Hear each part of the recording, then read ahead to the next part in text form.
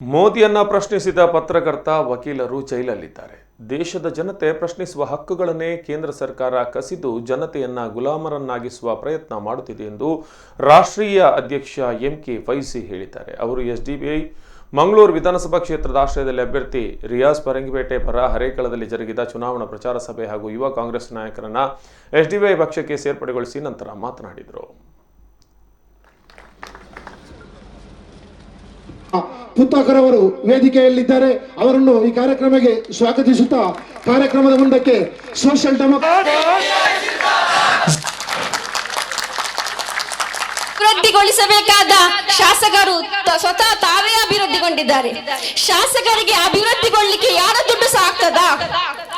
ಬಡವರ ಕಣ್ಣೀರಿಗೆ ಬೆಲೆ ಕೊಡದ ಶಾಸಕರು ನೀವು ನಾಳೆ ಅಲ್ಲಾಹನ ಬಳಿ ಉತ್ತರಿಸಲಿಕ್ಕಿದೆ ಎಂಬ ಒಂದು ವಾಸ್ತವತೆಯನ್ನ ನೀವು ಅರ್ಥ ಮಾಡಿಕೊಳ್ಳಬೇಕು. ಇನ್ನೊಂದು, ಇಲ್ಲಿ ಯಾರಾದರೂ ಎಸ್ಡಿಪಿಐ ಪಕ್ಷಕ್ಕೆ ಬೆಂಬಲಿಸಿದರೆ ಅವರಿಗೆ ಏನು ಬೆದರಿಕೆಯ ಕರೆಗಳು ಬರ್ತಾ ಉಂಟು. ಏನು ನೀವು ಗೂಂಡಾ ರಾಜಕೀಯ ಮಾಡ್ತಾ ಇದ್ದೀರಾ? ನಾಚಿಕೆ ಆಗಬೇಕು. ನಿಮ್ಮ ಇಂತಹ ನೀಚ ರಾಜಕೀಯಕ್ಕೆ ನಾಚಿಕೆ ಆಗಬೇಕು.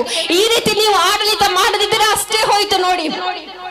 ಇದಕ್ಕೆ ಇನ್ನೊಂದು ಏನು, ಮೊನ್ನೆ ಒಂದು ನಾಮಿನೇಷನ್ ಪ್ರೋಗ್ರಾಮ್ ಅಲ್ಲಿ ಎಸ್ಡಿಪಿಐ ಮಹಿಳೆಯರು ವೇದಿಕೆ ಮೇಲೆ ಸ್ಪೀಚ್ ಮಾಡಿದಂತಹ ಸಂದರ್ಭದಲ್ಲಿ ಅದರ ಕೆಲವು ತುಣುಕುಗಳನ್ನ ಹಿಡಿದುಕೊಂಡು ಅದಕ್ಕೆ ಟ್ರೋಲ್ಗಳನ್ನ ಮಾಡುವ ಮೂಲಕ ನಮ್ಮ ಧ್ವನಿಯನ್ನ ಅಡಗಿಸಬಹುದಂತೇಳಿ ಇವರು ಭಾವಿಸಿದ್ರು. ಅದು ನಿಮ್ಮ ಮೂರ್ಖತನ. ನಿಮ್ಮ ಆ ಒಂದು ಏನು ಕುತಂತ್ರ ಏನಿದೆಯೋ ಅದರಿಂದ ನಾವು ಮಹಿಳೆಯರು ಇನ್ನಷ್ಟು ಬಲಿಷ್ಠಗೊಳ್ಳುತ್ತೇವೆ ವಿನಃ ನಮ್ಮ ನ್ಯಾಯದ ಧ್ವನಿಯನ್ನು അടകിസ്ലിക്ക് തെരഞ്ഞെടുപ്പുണ്ട്. തെരഞ്ഞെടുപ്പ് വരുമ്പോൾ ഇത്തരം ആളുകൾ പല ജാതി കഥകളുമായിട്ട് വരും. കാരണം അവർക്ക് ബിജെപിയെ കുറിച്ചുള്ള ചിന്ത 5 വർഷത്തിൽ ഒരു മാസം മാത്രമേ ഉണ്ടാവുള്ളൂ. അത് ആ തെരഞ്ഞെടുപ്പ് നടക്കുന്ന മാസമായിരിക്കും. അപ്പൊ അവരെല്ലാവരോടും പറയും ബിജെപി വരും.